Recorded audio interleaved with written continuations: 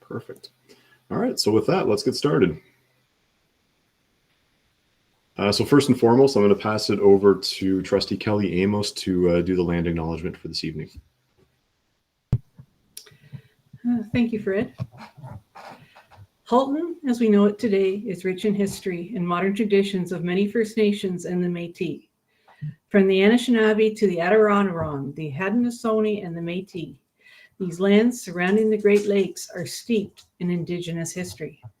As we gather today on these treaty lands, we have the responsibilities to honor and respect the four directions, lands, waters, plants, animals, ancestors that walk before us, and all the wonderful elements of creation that exist. We would like to acknowledge and thank the Mississaugas of the Credit First Nation for sharing their traditional territory with us. And it's very relevant because we are sharing the land, and our schools that we are talking about today are part of the lands of the Credit First Nation. So thank you. Thank you for that, Kelly. So for tonight's agenda, we've got, again, a pretty packed one. We've got a number of new options that we developed. So the setting of the meeting tonight will be very similar to what we did 2 weeks ago. So first and foremost, we'll go through some housekeeping items just to bring you up to speed on what's been updated and what's now available to you. We'll get a quick little recap of what the outcomes were at our previous meeting, as well as go through a number of the options. And then we're going to go through another breakout session. So we'll split the group down the middle, and we'll have another wider discussion about the new options that we're presenting this evening. And then we'll come back as a larger group just to ideally select which ones we want to go forward with the public information meeting next week.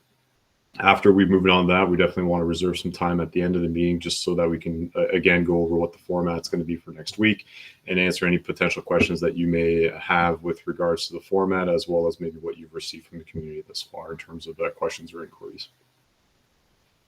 So housekeeping items.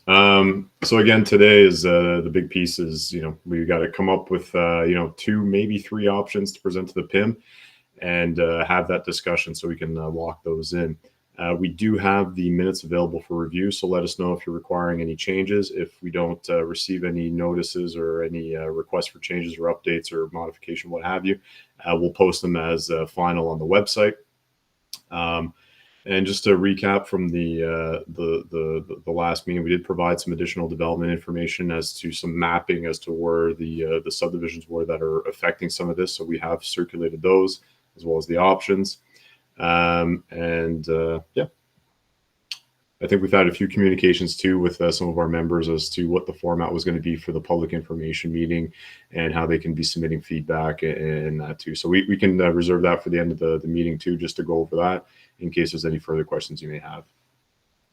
So in terms of the new options, we have updated option 5, which is the one that we shortlisted to move forward with updated October 31st numbers. So we met 2 days after those numbers were released. So now we managed to update everything so they're up to date, as well as considering some legacy exemptions as part of that. We've also developed a number of additional options. They're kind of split into 2 different areas. We have option 5 and 6, which are what's happening north of Dundas. And then we have the X series, which is what's happening south of Dundas, namely with Post Corners and River Oaks and the variations thereof. So we have a number of those options to review tonight, just to take the comments that we heard from you last 2 weeks ago and developing those options. In terms of a couple additional news and updates that we want to provide to you, in terms of the school timing, if you recall, 2 weeks ago we did mention that there will be a delay at Oakville 3. So upon further discussion and review, it's been determined that we're just going to push the opening to September 2025, just to give us ample time to complete the school, as well as make sure we're not creating too much disruption with the mid-year opening. Oakville 5 will remain as a September 2026 opening. And as part of all the options, what we did is we reviewed a legacy exemption for grades 6 to 8 as part of the implementation. So that's reflected in all the options where there's any major changes. Again, your additional resources are all found within your folders, and for the most part, all of this is also found on the website, so the public can also have access to it. In terms of timelines, right now we're on track. So we're on our fourth BRC meeting. We're going to be opening the feedback portal on Monday after we've had this discussion. So our work tomorrow is going to be to get all the options updated on the website, as well as posted on the feedback forum. So we'll get into that later. And then next Thursday, we'll be having our public information meeting. A few additional changes that we've made is we expect that we're going to have to move the approval timelines on this a little bit further into the year. We can have a little bit more discussion at the end of the meeting on this too, if need be. But after we've had our opportunity of the PIM, as well as our review of the feedback and the BRC to provide their final recommendation on the option or options they want to present to the BRSC.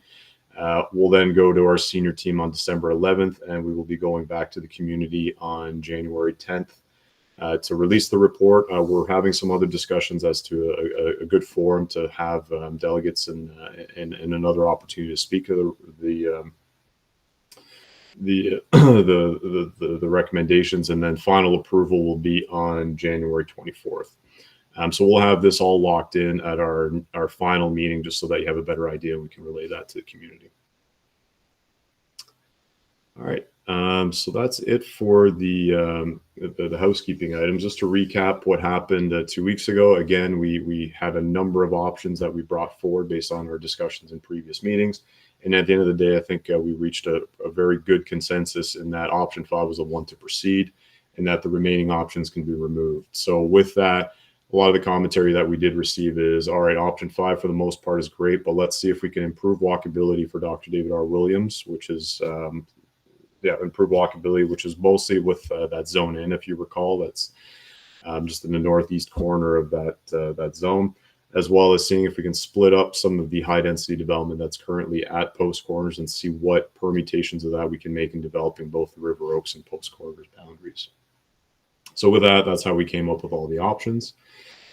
And yeah, this is pretty much what I just mentioned. So really, it's about zone N. Does it stay at Dr. David R. Williams, or does it go to the Oakville 5 boundary?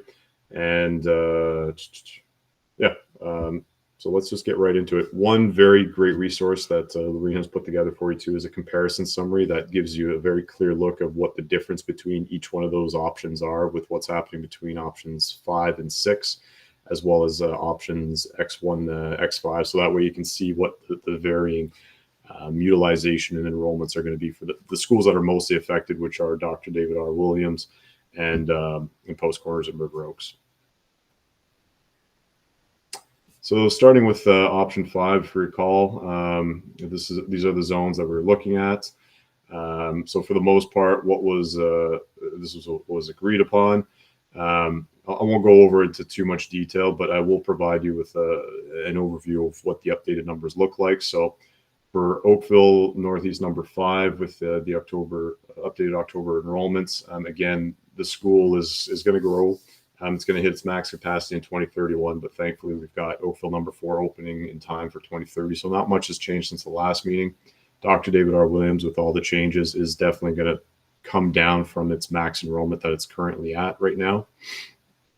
Forest Trail, again, with the inclusion of FI, it'll see a little bit of a peak initially and then stabilize over time as it's taking on Dr. David R. Williams numbers. And again, this is incorporating that legacy exemptions for 6, 7, 8 remaining at Dr. David R. Williams. In terms of Udinawi, will be the recipient of Zone H. This one too, just to drop down a little bit of the initial enrollment, we're also providing legacy exemptions for grades 6, 7, and 8, so they can remain at Dr. David R. Williams.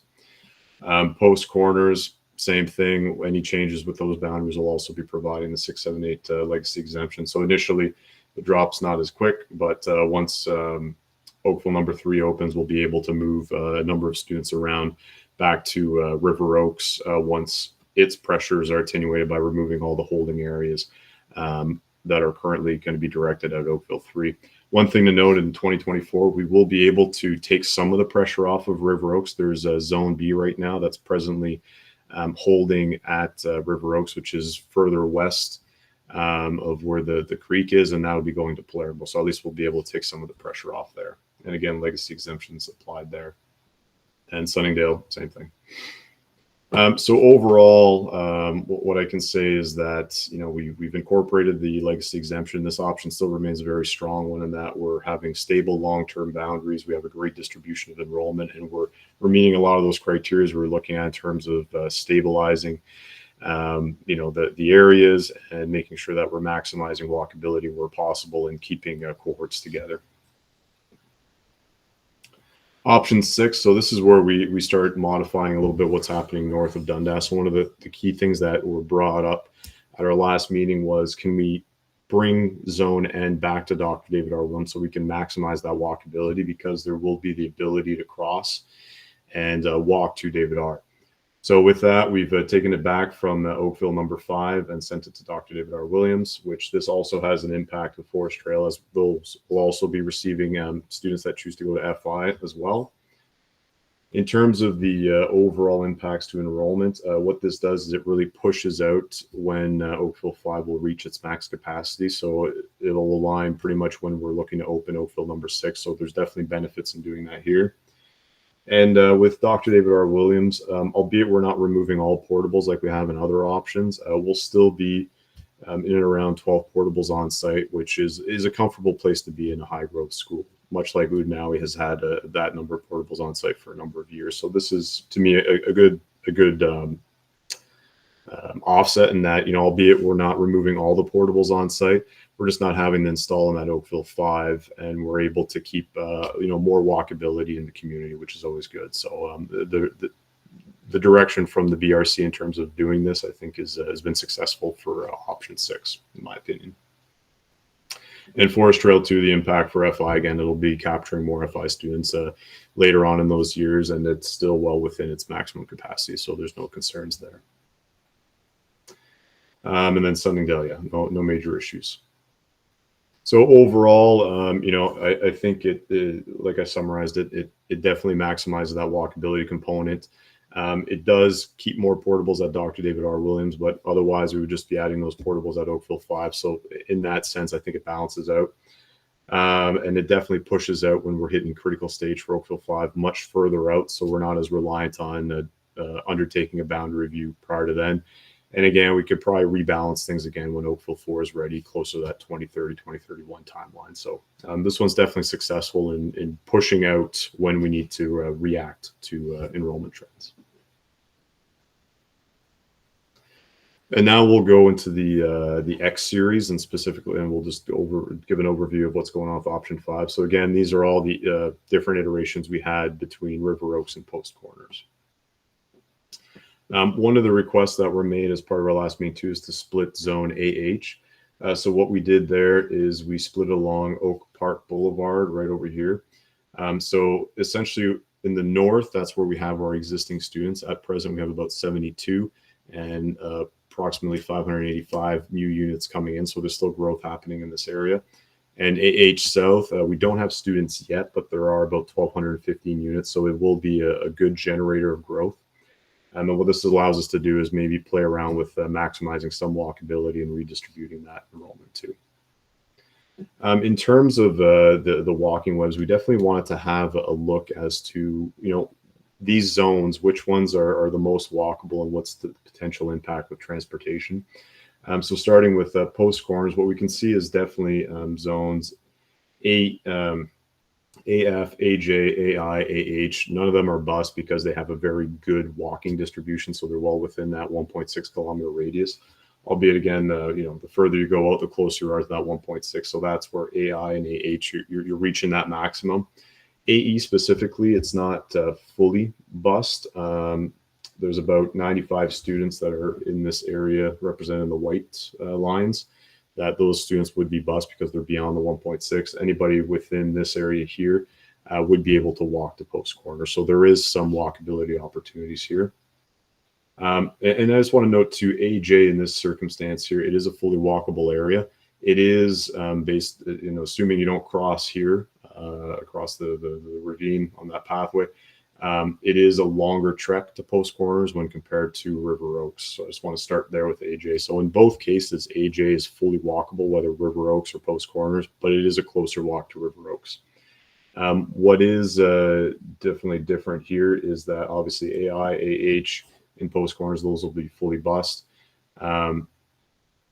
Zone AE, we have far fewer students that are able to walk to school. So we went from 95 kids bused to 136, so about 40 additional students, about half, or I'd say 2/3 of a bus. And then, yeah, AJ, again, it's much closer as you're just having to go down Lund's Road here, and then you straight shot down into River Oaks. So it's it's a much closer walk in this instance here. So going into the options, just to recall, for option 5, what we're doing here is for post corners, we'd be redirecting zones AI and AH over to River Oaks. So that's the majority of the high growth that's happening within the post corners area. And then we retain zones AE, AJ, and AF at post corners. Just a blow up of that as well, just so you can see it closely. So what this does is, again, like, it definitely drops post corners enrollment to, just above its built capacity, and over time it'll just be near the 100% utilization, so successful there.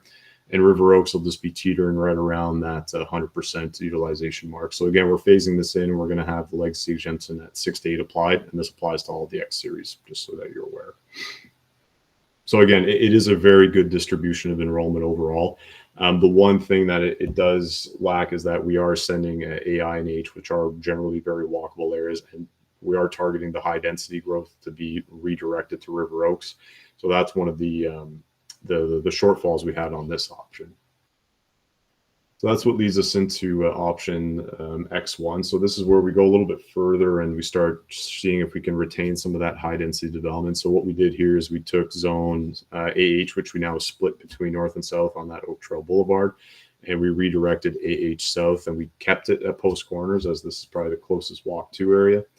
And then just in terms of balancing enrollment, zone AI and AH north, those continue to be bused over to River Oaks, and zones AE and AJ remain at post corners.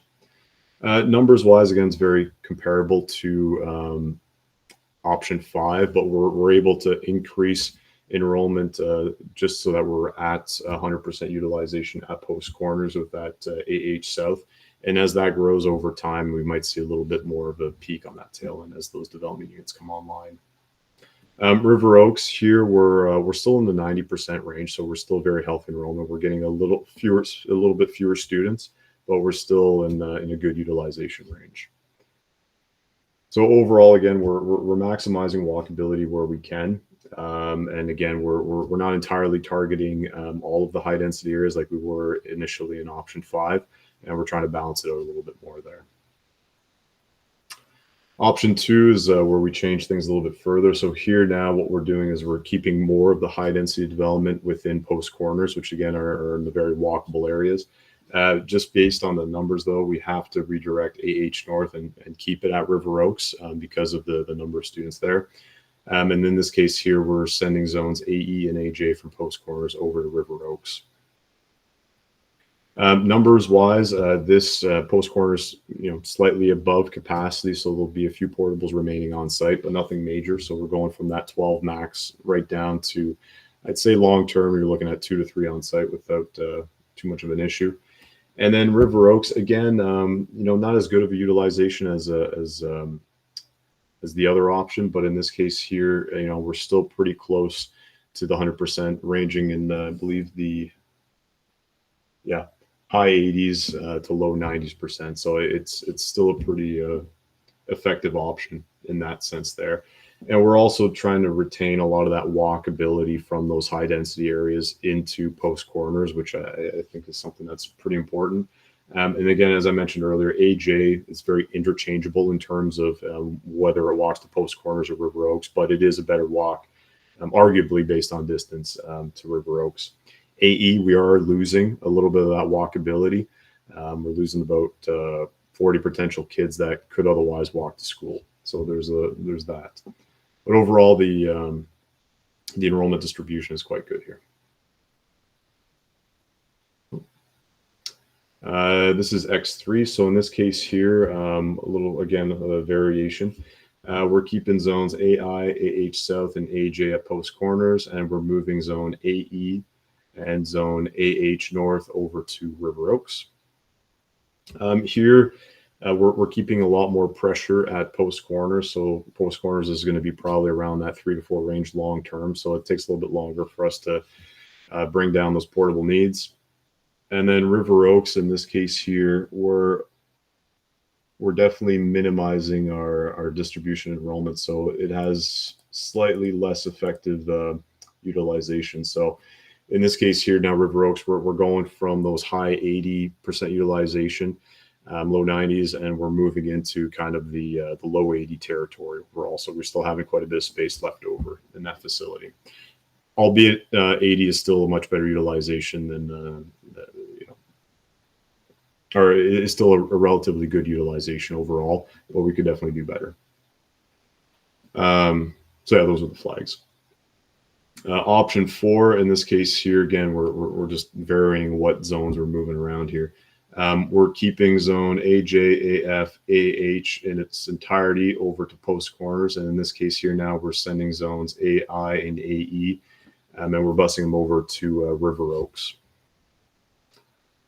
So overall in X4, we are, we're successful in reducing the overall pressure at post corner. So here we're still within that 3 portable range, and long term we'll be down to 2. So pretty good in terms of regulating pressures there. And then River Oaks long term is also seeing some pretty good utilization overall. Here we're staying within the low 90s, high 80s over long term. So we're still pretty effective here in distributing that enrollment. Again, walkability wise, AH is fully walkable, so we're losing, and so is AJ to post corners. Really what we're losing in terms of walkability is AE and AI, which they are walkable to post corners. In this case, we would be having to bus them in their entirety to River Oaks. And our last option is option X5. So in this case here, again, just another permutation of how we're moving the zones around. Here, what we're doing is we're relocating zones AJ and AH north over to River Oaks, and we're keeping zones AE, AI, AH, and south and AF to post corners. Here, we're a lot less effective in terms of redistributing that enrollment. We're keeping it around 9 portables initially and dropping down to 5 portables long term. Within the area. So here we're still having some pressures at the school. And in terms of utilization for River Oaks, in this case here, we're going, well below the 80 mark, and now we're by the full 10-year projection. By the end of it, we're going to be in the low 70, 71% utilization. So that's definitely less than where we'd want to be.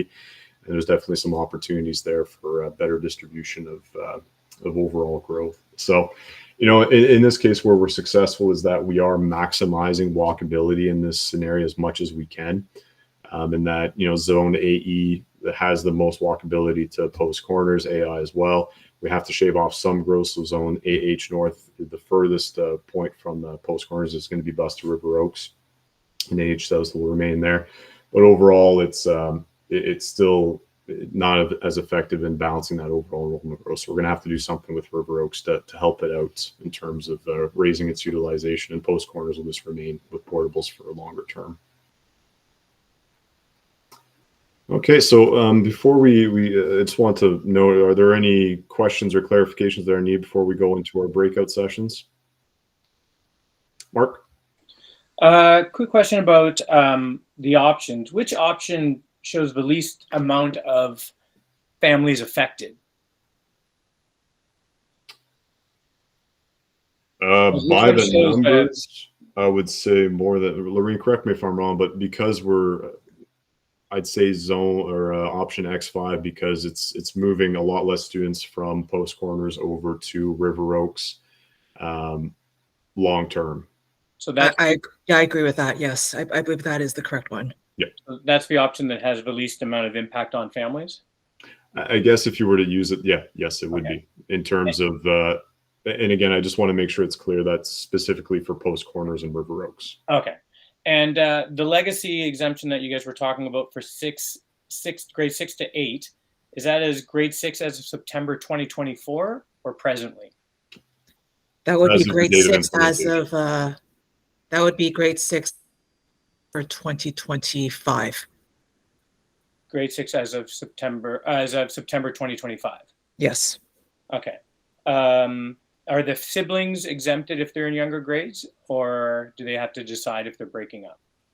And these options, we don't consider siblings. Okay, so the siblings would have to go to different schools from their brother or sister. Potentially, if the older sibling does choose, is staying at Post Corners, and they have a younger sibling that is direct to River Oaks, yes, they could potentially be split up. Yes. So you would have families that would have to make a decision on if they're going to 2 schools or 1 school. I believe so. Yes.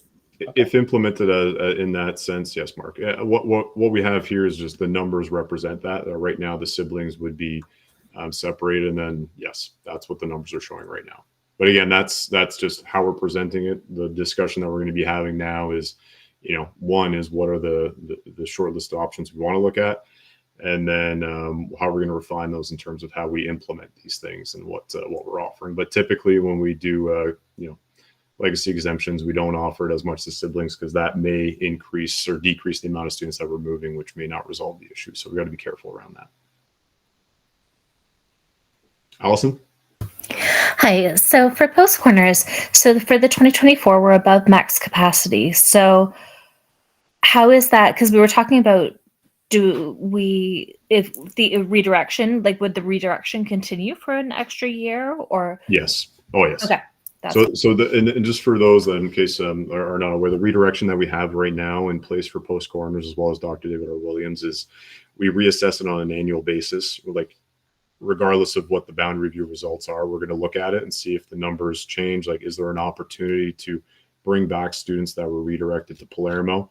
We're applying the first out, first in principle. So if you were the first few that were redirected to Palermo, we'll give you the first opportunity. Then we'll see where we're left if we continue on with the redirection or if we allow some more enrollment to come in before reinstating it. So that's a separate process. So in that case, that's how we're going to be dealing with the max capacity, because all these numbers that we've done, we assumed all the students are back so we can understand exactly where those students are living.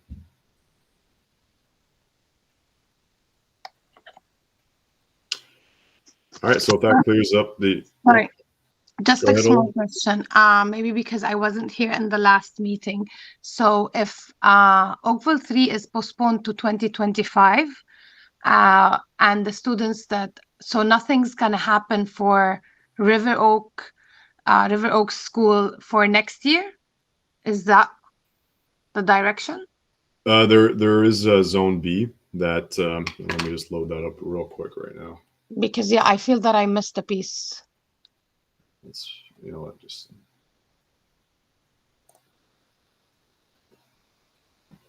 there we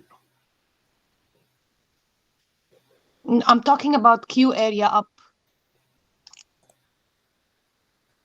Yeah, where it says link. Yeah.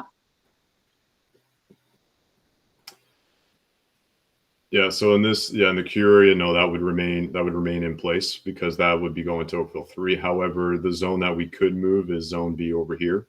That does have some students, and we'll be able to send those over to Palermo. So what that'll do is help us at least cut back on some of the pressures that we're feeling at River Oaks as like development continues within Oakville number 3 area. Okay, thank you. All right, so with that, then I guess if you got further questions, like by all means, you'll have Lorena and I in both separate groups, so feel free to throw them over to us. So with that, we'll break out into our groups and start the discussion around these options.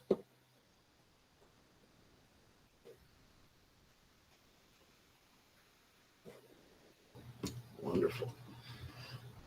All right, so thanks again for taking that time just to go over the new options and having that wider discussion. So I guess now we're in the large group like we did 2 weeks ago. I figure last 2 weeks ago, group 1 went first. So does group 2 want to kick us off and present their Jamboard?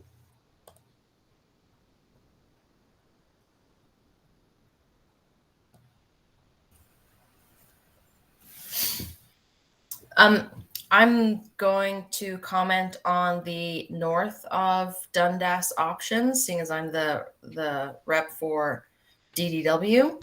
And my friend Allison is going to comment on the X series options. She's a representative from Post Corners, and I think is best positioned to make those comments. As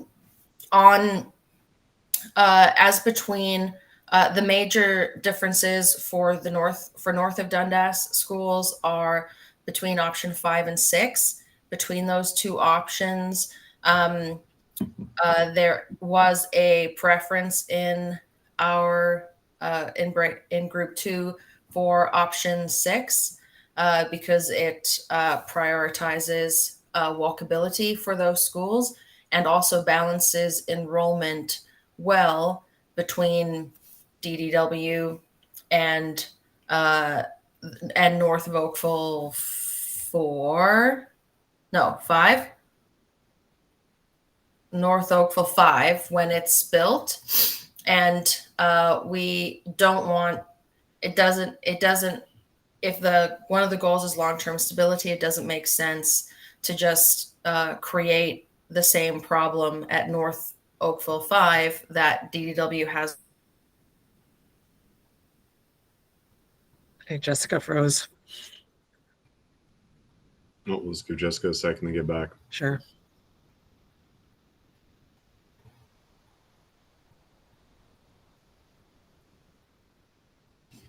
Do we lose Jessica entirely, or Possibly. If so, maybe Allison, I know you were speaking about the X series options. You can go ahead if you're online right now. Okay. Yeah, so we Thanks. discussed the X series at length, and I think we talked about, kind of to Mark's point before we broke out, having the least impact on the current students in the communities that have been there the longest.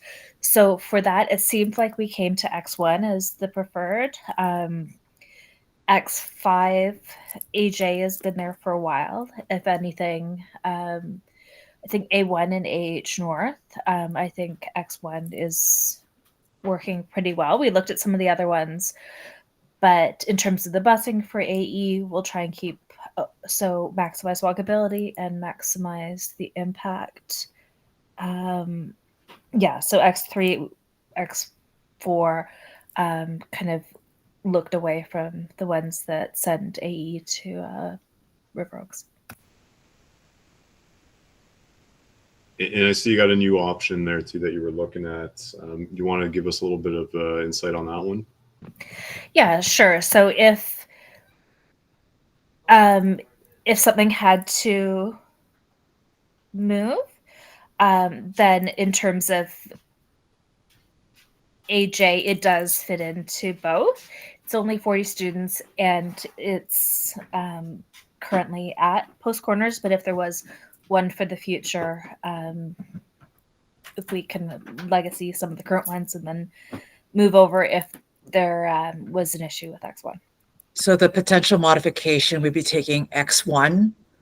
If we take X1 and we move zone AJ from Post Corners to River Oaks. I think that's the suggestion that Allison mentioned, which is that doesn't exist in any of the existing X options. So that's something we can look at. Take a look and do some projections for that one. Because currently X5 isn't really a viable option. So that's... All right, thanks, Allison. Jessica back, or doesn't look like it. I have to bring up one more point that doesn't involve Post Corners or Dr. David R. I believe it was Chempra that brought up the idea of she's from Sunningdale. Sorry, Chempra, did you want to say anything? It's regarding some of the facilities that might be some of the other schools that might be impacted with the increased number of students that could potentially moving in. Yes. For example, like washrooms. If you want to speak to that, that'd be great. Yeah, that's what. So last week when we had the breakout, that was one of the things that we had mentioned in the breakout, is that we only have one washroom in Sunningdale. So obviously having portables would have an impact, but Mitchell did mention today that that would, there would be some consideration taken if there were portables. So I wasn't aware of that. So thank you for letting me know that, Michelle.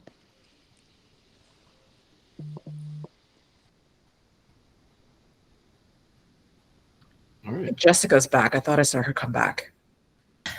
I am There you back. are. Sorry about that. Welcome back. Did you want to finish your closing remarks? Oh, yes. My point was that I think option 6 really balances all of the stated goals that this group chose at the outset.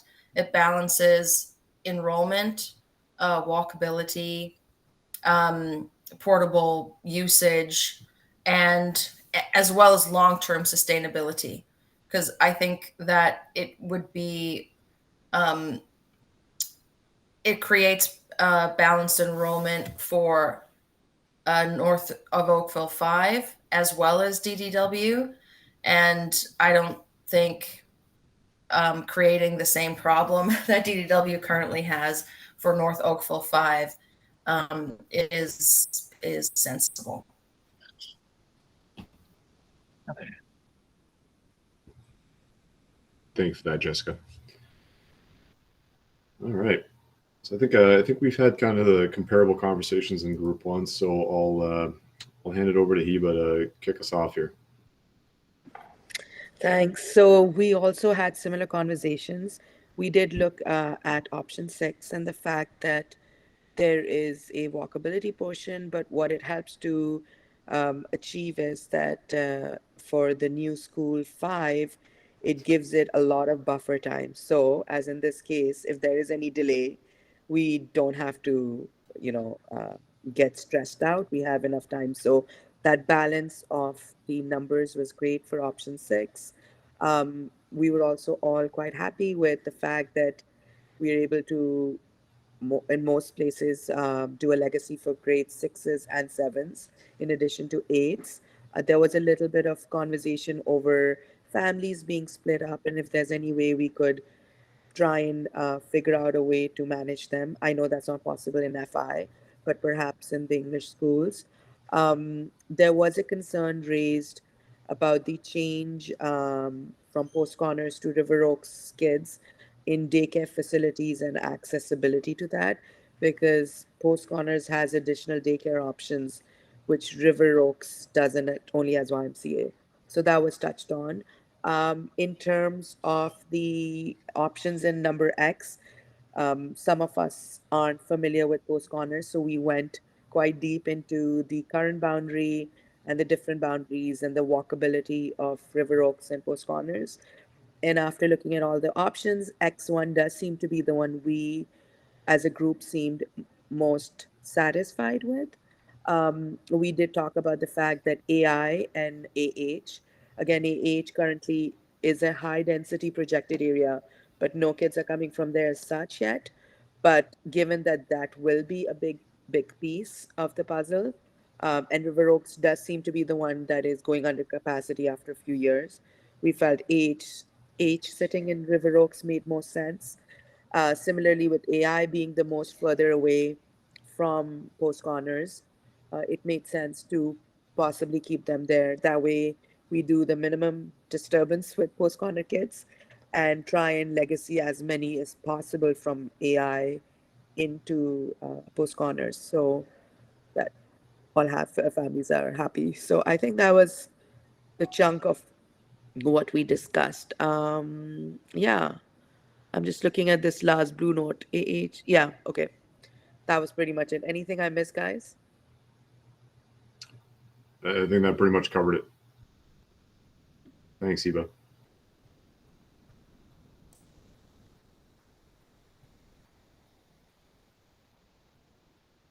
right, so if I'm to summarize, yeah, it seems like X1 still kind of leading us, and option 6 is the better improvement to what we had for option 5. So,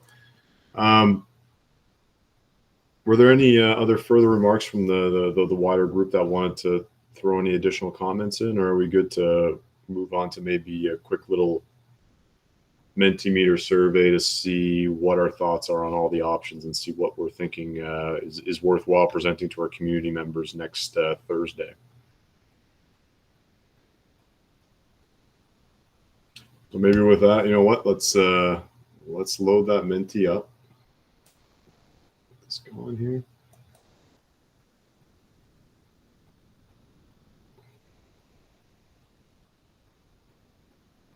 Let me just in the chat. I'll add the website and the code.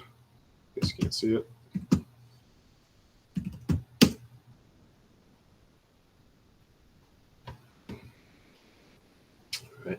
And again, similar to the other Mentimeter we've done in the past. So just rate the options 1 to 5 on how effective you think it is in meeting our overall goals. And the next question after that will be which ones we want to remove, see what's left over for our PIM.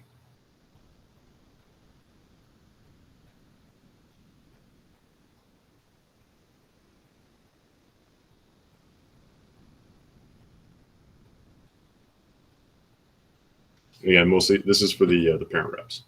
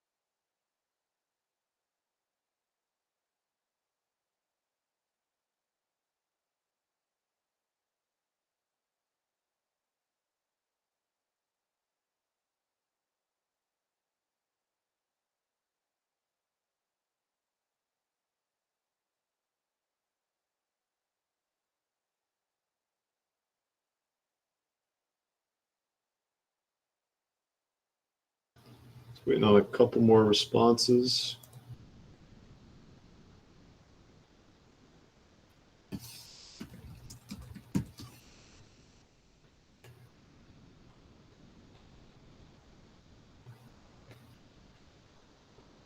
right, so those of you still in the process of finalizing it, we'll definitely download it afterwards. And yeah, if you need a little bit more time, but I think what we're seeing here is definitely options 6 and XI and X1 are the preferred options in this case. What I would say, because I take them almost as a package deal, then is what we're doing in the north is it'll be option 6, and what we're doing in the south will be X1. So really, that's one option we present to the community. So I guess question, and then the other options are very much far down below. We just have option 5 and X5 right now that are trailing at about half about 2.6 overall. So I'm gonna ask this next question, and oh, you guys are already onto it.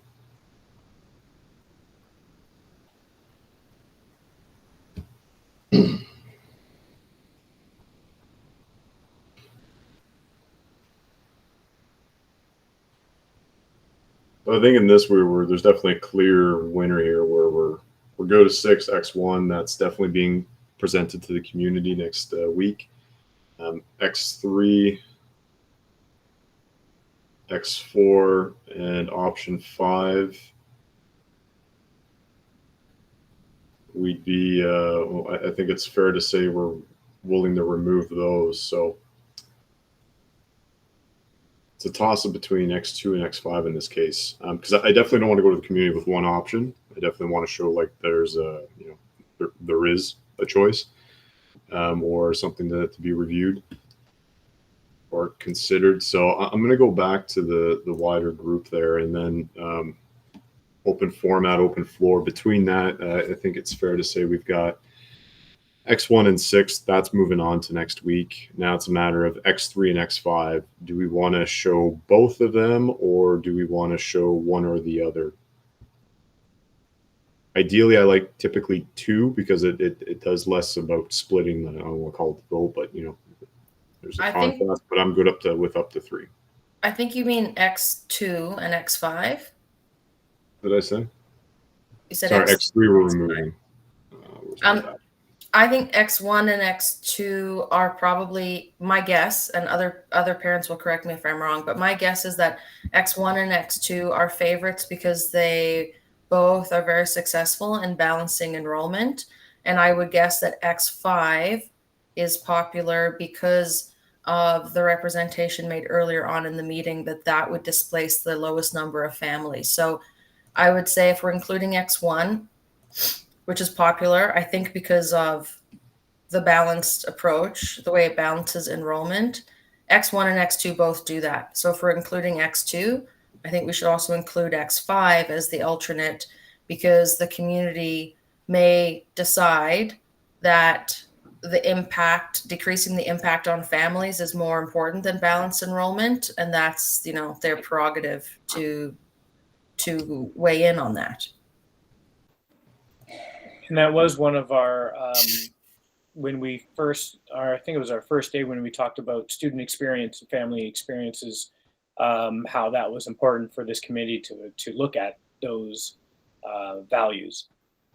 And so maybe not a bad idea to include those options that are more, less about numbers and more about compassion too.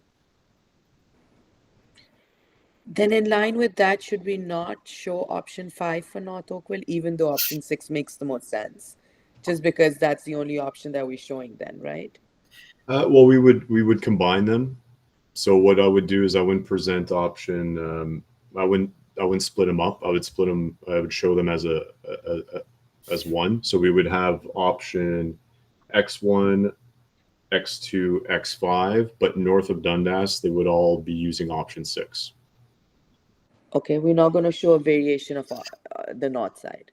I think the north side, I'm very much good with your arguments, and I think we have vast majority, if not full consensus, that yeah, absolutely, N should just stick with Dr. David R. Williams. So I think that way it just makes it clear where the only thing we're really talking about at this point is what's happening between Post Corner and River Oaks. Everything else, I think we're all pretty well settled on and agreed that that's the best. Is the group generally okay with that approach? So that way what we'll be doing is showing the variations in the south. What I can do, and maybe that's something we need to discuss further, is if it's option 6, for example, in terms of the north areas that we're going to move forward with, and that seems to be consistent boundaries we might be moving forward with, I can propose that we can do 3 options where option 7, let's say, is option 6 plus X1. Next one could be option 6 plus X2. And then the third one could be option 6 plus X5. And we could actually give them brand new option names. So it could be 7, 8, 9, for example. So there's no confusion in terms of what the option really is. I'd support you on that, Lorene. So.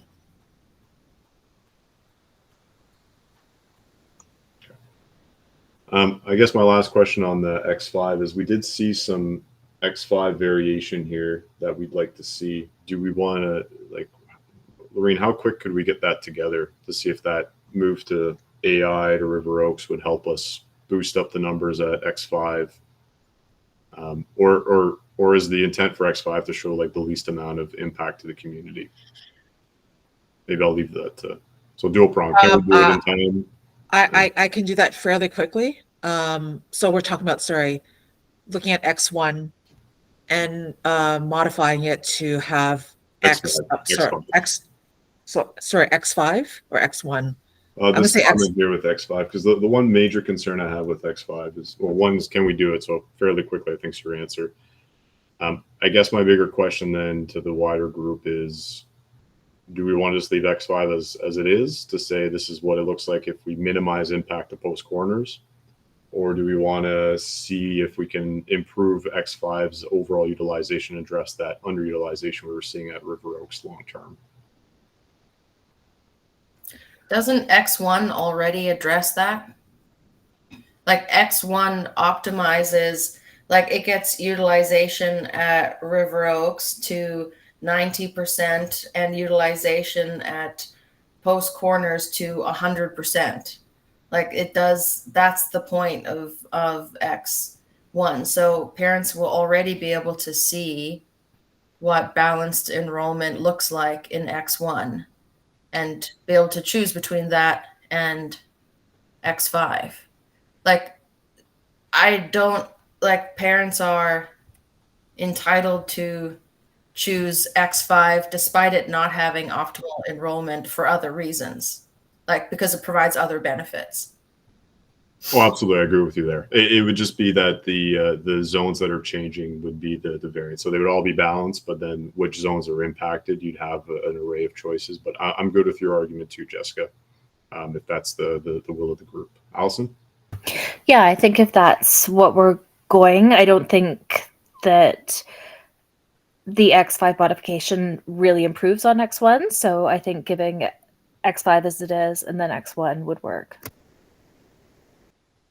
So X1 in terms of the spirit of Yes. what Mark was saying as well. Okay.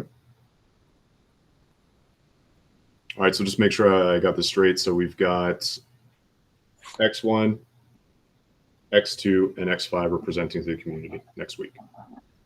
And all of them will have option 6 layered on for the north.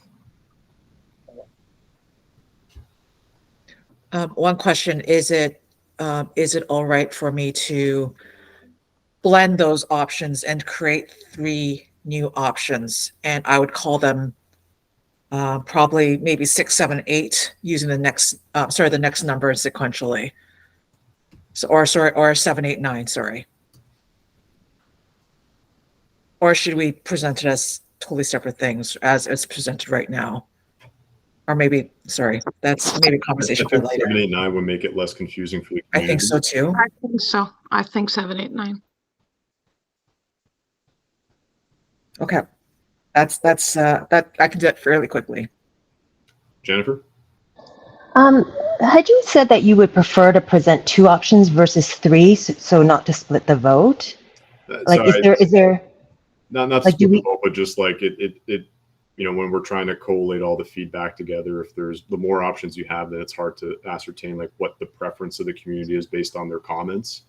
So when I say split the vote, it's more like split the preferences throughout. But we have done 3 before, and I'm more than comfortable. I'm fine with it. I wouldn't go beyond 3 though. Beyond 3, it gets really difficult to manage in terms of pulling out exactly what the community is preferring overall. Like, based on the vote, is X2 that strong of an option that we want to include it with the other 2? Is my question. If I may, my personal opinion is that X1 and X2 are very comparable in that they're both pretty successful in balancing out enrollments. It's just in terms of what zones are moving. So I think they're a good representation of 2 good balanced options with enrollment, with, I'd say, rather equivalent impacts to the community, whereas X5 is a different spin where it's less impact to the community. It addresses the immediate issue, and it's its own thing. So I think you got a good flavor of both, or with the 3.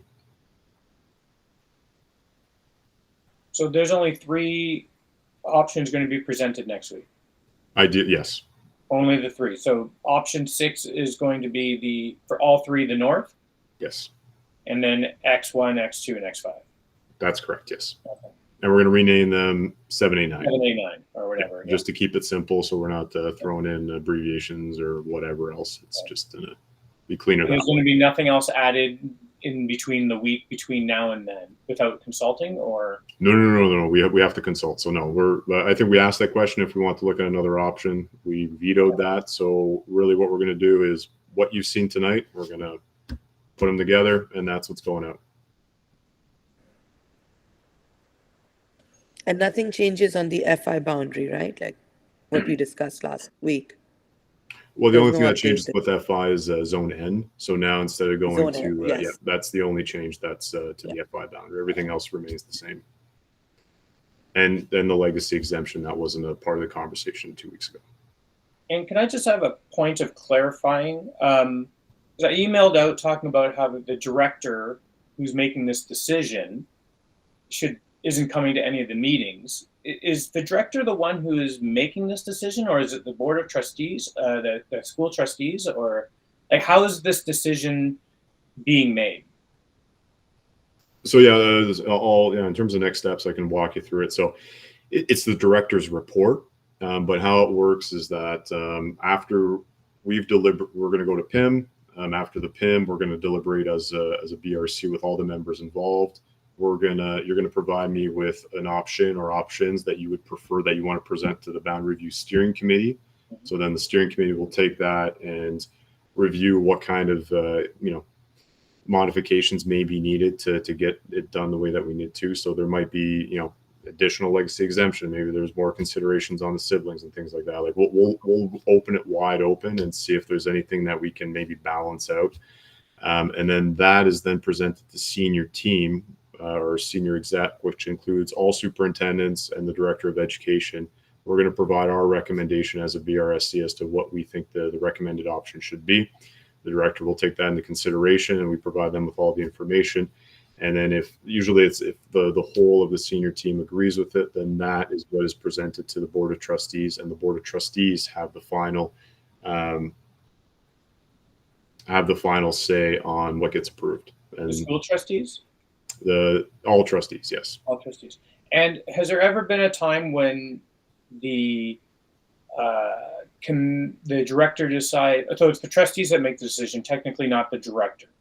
The director is who decides what is presented to the board of trustees. Okay. And has there ever been a case where what was presented, the trustees decided not to go with that direction, or has it always been they decided to go with what the BRC has presented? I'm just curious. In my tenure, it's been pretty much the same. But I've got Amy and I got Kelly that would be more that we'll speak to the historics of this. So Kelly, you got your hand up first. I'll let you go. And then Amy, you're next. Okay. So we've had cases where recommendations have come from the director to the board, and based on feedback from the community through delegations and other means, we have asked questions and asked if there's possibilities for modifications to the scenarios that came to the board. And that has happened. And we have then the scenario that was presented as the first option has been changed. So yes, sometimes things can be changed when it comes to the board. It's not a regular thing that happens at all, but it has happened.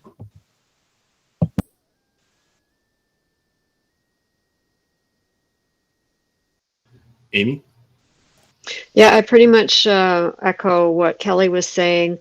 I would add that there was one case where we requested that the staff go back and re-examine the data, and they came back 2 or 3 months later, pretty much with the same options. Very, very little changed on those options, and by that time, the community had begun to understand why the director was recommending what he was directing.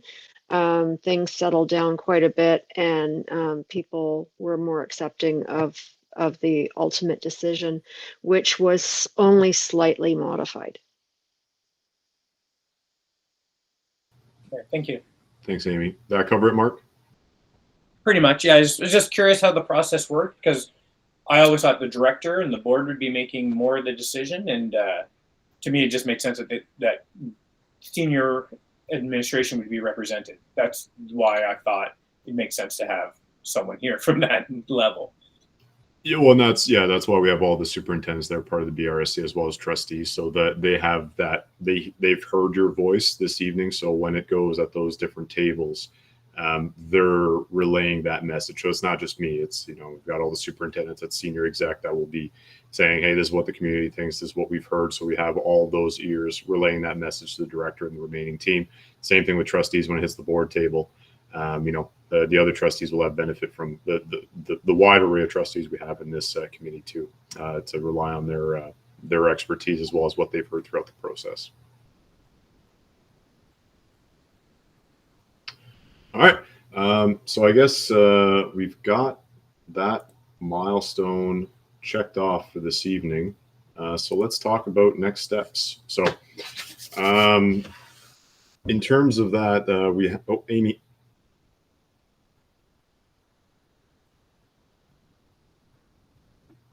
Okay. In terms of next steps, so next Thursday we have our public information meeting that we'll be hosting through a live stream online. And the way that works is, again, the community, we sent out the invite earlier this week. The community will be able to provide their questions right now, or they can provide them live. We're going to have ourselves there giving a very similar presentation of what we gave to you on the first round or the first BRC meeting. We'll tell them about the process, what we've been through, what the milestones we hit, and then we'll go through the options and explain to them how to submit their feedback. At the end of the presentation, then we open it up for questions through the question form. So it's not really an open mic session. It's more they submit questions and then we'll answer them on the spot. We'll have a facilitator providing them to us. And then that way, if there's like the same question coming up over and over again, we'll be able to just put them all together and get through as many questions as possible. We'll be, at least myself and my team will be at the boardroom. If a few of the members want to join us in the boardroom while we're having the live session, if you want to listen in, or you can listen from home, the option is yours. The one thing I do need is a or two parent reps that would like to maybe speak at the live session. You don't need to be in the boardroom. You can just log in. We'll give you access rights, but just tell the community about the process. We usually give an opportunity for them to speak to it. We may also have the director that night too, or the associate director, provide a little bit of a forward to the community just about the process and let them know what everything's about. But yeah, maybe I'll start with that or first, any questions about the PIM and the format, and then I'll see if I got volunteers that would like to speak to the meeting.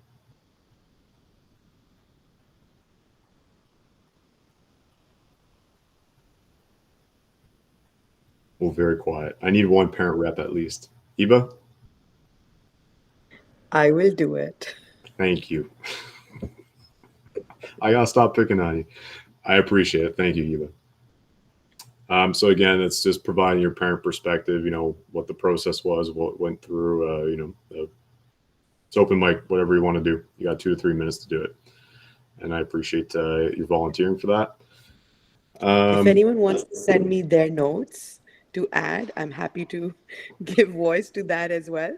I'm sure Mark has lots to say, so please do share it. Never. No? No, yeah, I can send you notes. Awesome. All right. And if you have any questions on your end too, Eva, feel free to reach out to us too. We can help coordinate. So thanks again for that. And then afterwards, what we'll start immediately next week is Monday. We're going to open up the feedback portal. So the community will have like an advanced crack at reviewing the options, which we'll be posting online on our website so they can go through the feedback survey. Which asks a number of questions about, who they are, where they're located, what grade their kids are in. And then similar to the exercise you've been through is based on these criteria, how do you feel these options are succeeding in doing so. And then afterwards, all that information is going to be collated and presented to you at the November 30th meeting. And then that's where we're going to, the group will have the opportunity to select a or a couple of options that they would like the BRSC to bring forward to the director. Jessica? Will this group see the questions that are submitted beforehand? The questions, yeah. If you go in the presentation, there's a link over here. Okay. And I can load it up if you want, but I just wonder whether it might be I anticipate that a lot of the questions will be about, did you consider this? Did you try that? What about this? And, or, what happened with this option? I saw option 1 at the beginning and I really loved it. That kind of thing.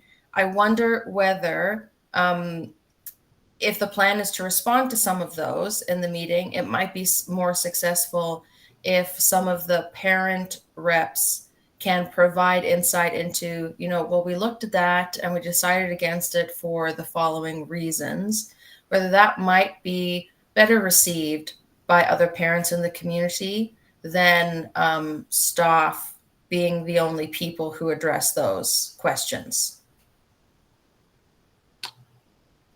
So you'll have access to all the raw data. So there is an open, like as part of the survey.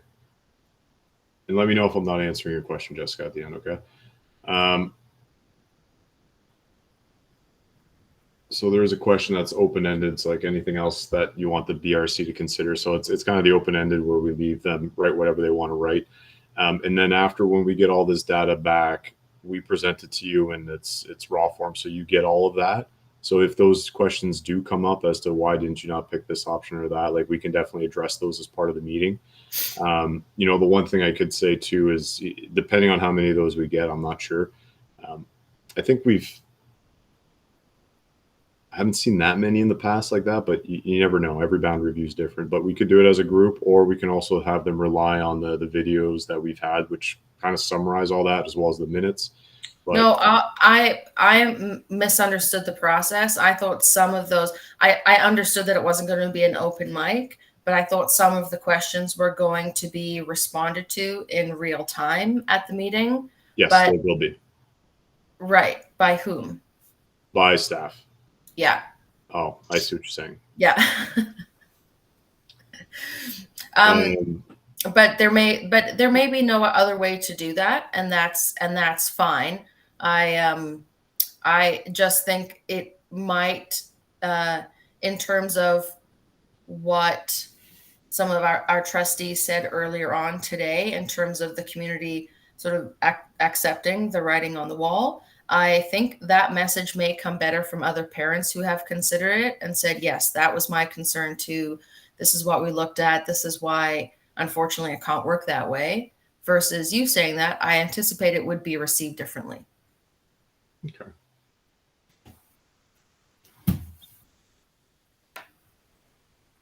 So would you suggest like a parent rep doing that at the PIM? Yes, or the opportunity for a parent rep doing that. If it's the kind of question we can answer, obviously if it's one about process, that we're not best suited. But if it's one about options, why specifically, why was this option rejected or that kind of thing? That was rejected by this group. We're in the best position to answer that. Yeah, and that's usually how I would have responded. But can I take this back, Jessica? Because it's not what we've done in the past. But Sure. I definitely want to speak with the senior and then see what their thoughts are. And I don't want to put it on the spot either. But to your point, like what my response would be in such a circumstance is that the group reviewed it and it didn't meet the concern specifically. It didn't meet the criteria that we were looking at in terms of establishing it as an optimal option, and that's why we've selected the parent rep selected 6, 7, 8, 7, 8, 9, and that's how I'd respond, is that it was a decision of the committee to do it and by the parent reps, because I don't know if you're going to have all of the background or the recall on why we got rid of option 2 or why we got rid of 4B specifically. It was just, I think through the process, we went through it, we discussed them, and we selected the ones we found were, best suited to meet our outcomes. I think what Jessica means is just that other parents would be more receptive of this explanation from another parent. Again, because it's not a process, it's one of the options that were actually evaluated by us. So it's maybe the same answer given from you or from parents, but her point is that people would be less likely to argue it or accept it more if it comes from other parents that have actually decided on it. That's I respectfully disagree. The last boundary review I did, when we did the question period, there was questions at the end. It was all in person pre-COVID. And there's a lot of heated conversations. And if you were going to be the parent who was having these conversations, you would need to be prepared for heated, upset people getting very angry in your face, or getting very agitated with you. So if like, that's one thing I remember from the last one where we had parents that, you know, they came to the meeting and they were not happy. And it was the staff that dealt with that, where we didn't, like, as you said, there wasn't much we could answer as well. That it was other than this is what we've decided. Fair enough, Mark. I think I probably do have an unusually high tolerance for heated discussion. That's fine. So I may have my whole compass when it comes to that maybe well off center. So your point is very well taken.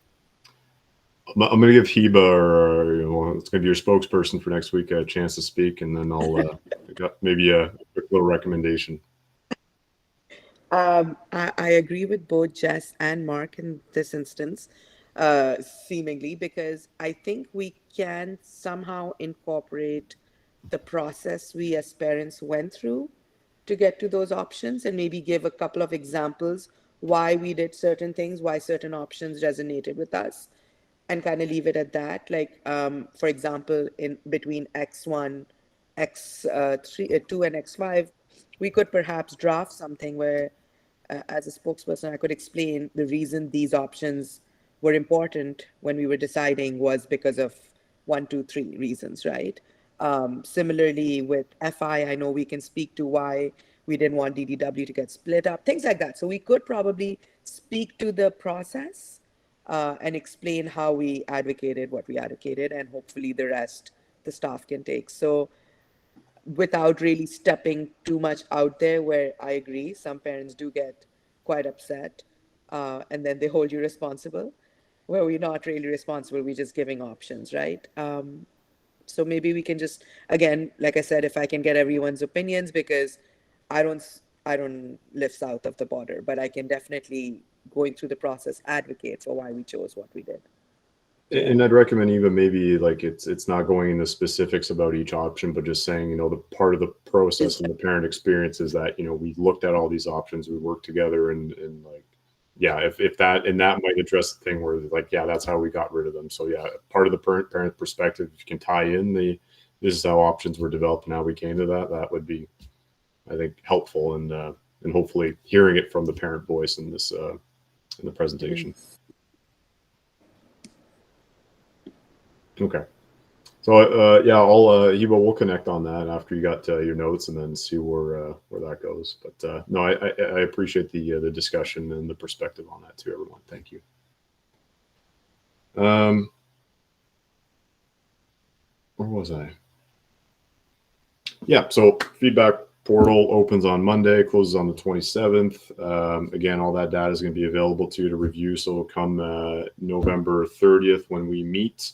We're going to have all the data. Usually we show you where the comments are coming from, you know, what the summary of the comments are, the themes that are going to come out of it. So that'll help you kind of usher your way through and, you know, making your recommendation to the BRSC as to what option or options you want to proceed for senior staff to consider and present to the Board of Trustees. If you have the presentation, you can have a link to what the draft feedback form looks like. Note it has an old boundary review options in there, just so you can see what it looks like. We'll be updating that shortly just to reflect that. And then, yeah, I already spoke to this. So yeah, that's the next step for the next meeting is go through feedback, shortlist the option or options you want to send to the BRSC. And then, yeah, we're moving along. So that's next week, November 27th when we close. We'll meet again on the 30th. I don't foresee us needing a sixth meeting, but if we do, we'll play it by ear. My intent is to have our report to the senior exec and and the director essentially on December 11th, and back on January 10th for the first presentation of the report. And the Board of Trustees will be making a decision on January 24th on the matter. We'll also be giving this information out to the communities so that they're aware of it. So in case anybody wants to delegate, they'll have the opportunity to do so, and the know-how and how to do it as well. So with that, happy to take any other further questions. Eva? So one of the questions raised in our school was the concern about choosing. Some parents came saying we may not choose FI if there's no FI left. And does the staff understand that that will impact numbers? And I said, yes, they do take into consideration that a number of people do drop out of FI. So the follow-up question then was that when will we know? Because we need to sign the form to choose FI sometime, I think, in Jan. So I thought that we were going to have a decision early Jan, but this is 24 Jan. Will there be enough time for them to then, do you know when is the letter to choose FI option required? Do we have a date on that? I thought it was Jan, but I could be wrong. It could be Feb. What I would tell something to. What I would tell parents, well, we don't have caps at this board, so I'd say either put them in and then you can remove your application afterwards. Okay. But we can get you a date on that, unless one of the SOs right now has it at their fingertips. No, we looked at critical path and didn't see it on there. That specific thing. There usually is a date, and we try to use a date so that we get a commitment for planning. So, but I think we can take that back, Fred, and find out what the date is. It looks like it's the 31st of January, I think. Yeah, it comes early. Yeah, this at least to the exec assistants, and then they forward them on. So somewhere in that range. Especially for grade 2, I think it comes pretty early. Maybe subsequent staying in is a little later, but I know grade 2 is early in Jan. That's why that was a concern that a lot of parents raised. I mean, Hibbett, it might be a distinction without a difference because there's no plan that keeps FI at DDW. That's correct. So they were like, do we go to FI or we don't? That was the question. Yeah, they can make that decision already based on, like, FI is not staying at DDW. The kids are getting bused one way or another. Yeah, and which is what I said. But with the legacy, it may change, right? So got it. The legacy may change things. And again, we're going to be looking at that too, is if there's a way to balance things out as much as possible to say, like, reduce the amount of portables we're shifting from one area to another. So maybe we can expand it or reduce, or not reduce it. We're sticking to 6 to 8, but we can maybe look at expanding. We'll be reviewing that as we go through the process too. But yeah, we'll get back to you on that one too, and respond to the wider group so you can let your parents know in your communities. All right. So with that, again, I do very much appreciate everyone's time and commitment on this and the great discussion we had tonight. I think we did a lot of, a lot of headway and some good work. So I do appreciate it. And I'm looking forward to next week's PIM and then our wrap up the week after that. We will be letting you know as to what we'll do in person for the final meeting again. So we'll let you know when we secure a location and, yeah, right now it's a toss-up between Iroquois, Ridge, Udinawi, and Dr. David R. So we're trying to pick a spot right now that's got the best venue. We'll let you know as soon as possible, and yeah, we'll go from there. Thank you very much. Thanks, Have a great everyone. night, everybody. If the BRS, you could stay on for a minute afterwards. I promise I won't hold you. Have a nice evening.